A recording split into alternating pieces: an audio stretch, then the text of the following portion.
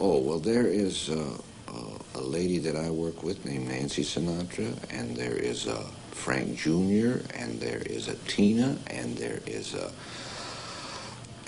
Mama Sinatra, who's perhaps my favorite Sinatra. Should I be nervous? Should I be nervous right now? Because of the opening tonight? Yeah, because of the opening. I think a little bit. You think I should be a little I bit think nervous? everybody is. Well, I'm going to try to get up some kind of nerves and be nervous. I remember 1966, I think we decided yesterday it was. Mm-hmm. When we went on a tour.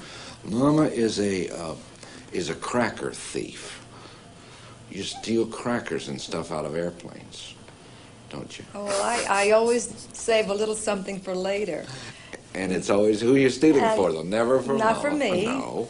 For Nancy, if she's there, or it might be Tina, or whoever. Right, she steals. But actually, they often wonder why I do it, but then they're glad I did.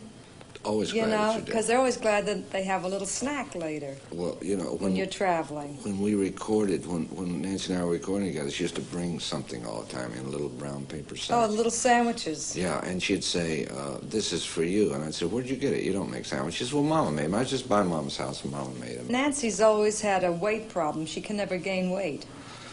There are some of us who. I keep telling her in about 20 years she won't have that problem. When you were Nancy's age, were you about the size of Nancy? Are you I smaller was a than size 5. A size? She's about a 5 or 6, and I was a 5. And what kind of a little girl was she around the house? Darling. Yeah? Was she fun? Did you enjoy her? Always. I mean, other than her just being yours. No, was always a sweet, lovely young lady and a little baby, and she was cute. Who out of the three, out of Nancy and Tina and Frank Jr., was maybe the friskiest, for lack of a better word? Who was the kind of the mean one of the three? Well, the boy was always a boy. Yeah. He's always different. Yeah. And I could understand man more having had a son, because That they're helped. born different. It's true. They are different. And then, of course, Nancy was a very sweet and, fun, but Tina was the friskiest of the two girls.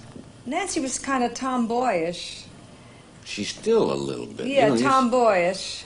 But little Tina was the friskiest. You might say the one with the...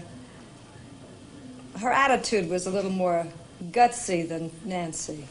There's Bob Whiteman, who was used to be head of Metro, and he's now at Columbia. He has a big film called Anderson Tapes. And he used to run the Paramount Theater years ago when I was pregnant to Nancy. So he knew her. And one day in his office, when Frank was appearing there, we were sitting around and we had her on the desk.